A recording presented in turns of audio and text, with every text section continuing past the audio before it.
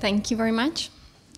I know it's late afternoon, but let me begin with expressing my gratitude for the invitation, for the network, and also for the Central European Academy for organizing this conference. I'd like to especially thank for all the discussions during the informal coffee breaks and the lunch, because this has helped me a lot to actually understand much more the research group. The fact that I'm the only one who is there to analyze the UN, not EU, and not Europe-based approaches. So my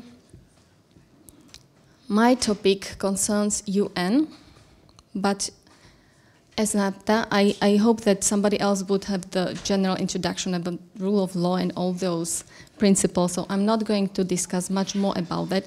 I would really like to focus on Human Rights Committee's recommendations and their position within Slovak legal order.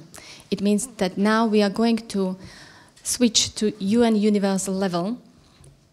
And I'd like to thank Professor Majchak, if I'm right with the pronunciation, I'm sorry, because it is true that UN as a political organization was not established at the beginning to focus so much on human rights. Nevertheless, it is true that within the UN Charter, human rights are mentioned only 7 times. Nevertheless, during those 70 years, human rights has become a really focus of all the main bodies of UN and all the activities that UN has been involved.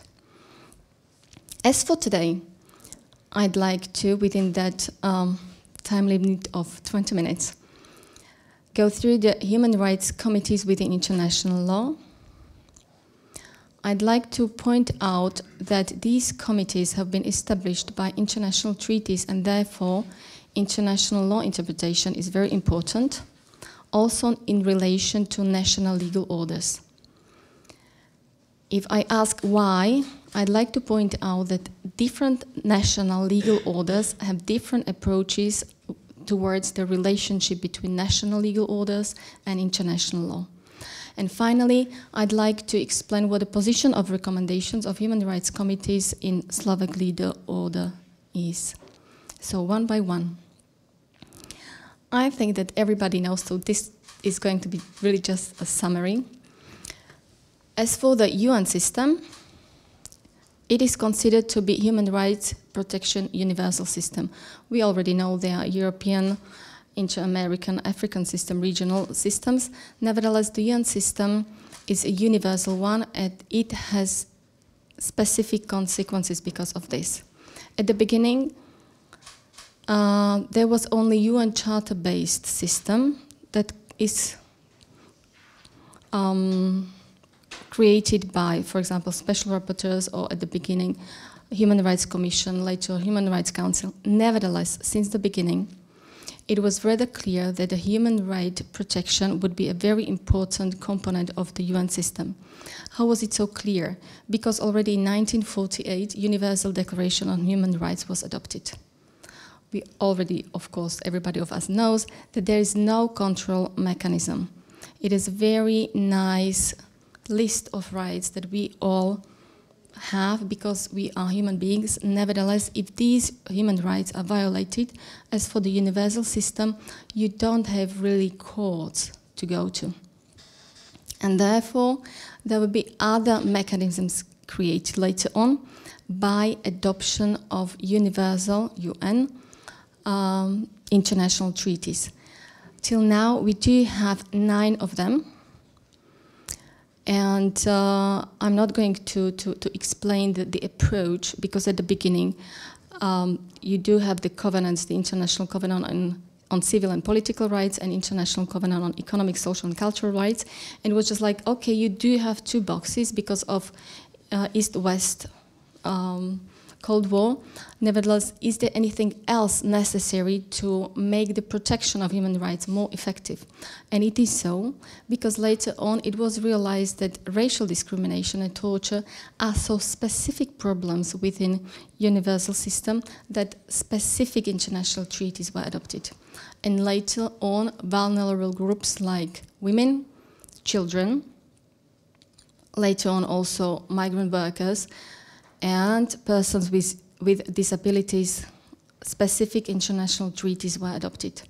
And the final one so far, the Convention on the Problem of Enforced Disappearances. Why these universal international treaties are so specific? We do have also others, for example, Genocide Convention, Apartheid Convention. The reason why these are important is especially the control mechanism. There is no court, but not only courts provide effective protection of human rights. There are also other ways how to achieve it.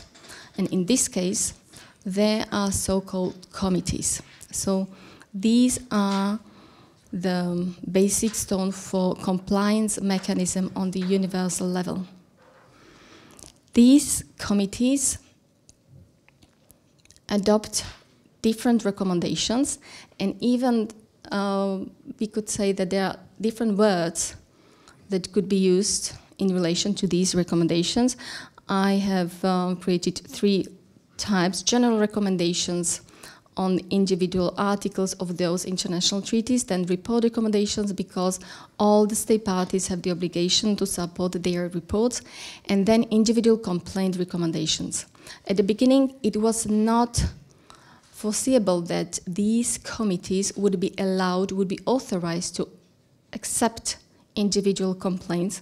Nevertheless, because of the development of the international law approach to human rights, even these so-called quasi-judicial mechanisms, they are authorized to accept individual complaints. Not all of them, not yet, because the one with migrant workers, it is a rather complicated one. So we call them quasi-judicial bodies. Why are they called this way? It is very important to understand the process, how you can become a member of this committee. You don't have to be a lawyer. Then the question is about the procedure, how those recommendations are adopted, and also the fact that, for example, you cannot complain about the adoption. You can only, as a state, I mean now, there is no appeal possible, for example. So all of this is much more analyzed within the article. Now I would like to point out why there has been something within my research that has caught my attention. In general, these treaties are international treaties, so according to the Vienna Convention on the Law of Treaties, they have to be interpreted in good faith, and then you have to take into account text, context, and object and purpose of the treaty. Within the Article 31 of the Vienna Convention on the Law of Treaties, you also know that as for the context, it is important the preamble annexes any agreement adopted afterwards or related to the treaty, any subsequent practice, and so on. It is also important to know that supplementary means of interpretation might be taken into account. And finally, what I would like to point out is that a special meaning might be given to a term if it is established by the treaties. And why I wanted to point out especially Vienna Convention on the Law of Treaties, because either we talk about recommendations or views or whatever the term is, the fact is that at the beginning the state parties did not consider, and most of them do not consider, these recommendations to be legally binding. But during my research, and maybe you have already come across this decision as well, there's a decision of the Spanish Supreme Court that has decided about the enforceability of UN treaty body recommendation. Because, according to the Spanish Supreme Court, once an international human rights treaty is ratified by the state, there should be a mechanism within the state for the enforcement of a result adopted by a body established by that treaty. Just to explain a little bit facts, it was a decision that was taken by the CEDAW. It means the Committee on the Elimination of All Forms of Discrimination Against Women. And before that, there was a very sad case when a daughter, I call this case Andrea case because that's the name of the girl, was murdered by her father during a parental visit. Mom tried to avoid or persuade the authorities not to allow father to be alone with the daughter, but nevertheless the decisions of the courts were that was a parental right of a father. So Andrea was murdered, and then of course you know that exhaustion of all the domestic remedies, and then finally mommy got to CEDAW, the committee, and the committee decided that there's a I'm not so, of course, expert on Spanish national legal order, but there's public administration problem, and CEDAW has found a violation of CEDAW, of the Convention on the Elimination of All Forms of Discrimination against women. So mommy had a decision of CEDAW and got back to Spain, and she was supposed to get also financial remedy, but Spanish courts again said, you know, that's just recommendation. It is not legally binding. Nevertheless, finally, it got to Supreme Court. It was a 2018 decision, and the Supreme Court said, or pointed out two norms. The first one from the CEDAW Convention: all ratifying states must adopt necessary means to protect the fundamental rights outlined in the Convention. And second, from the optional protocol, according to which the CEDAW committee got the authority to accept the individual complaints, that state party shall give due consideration to the views of the committee.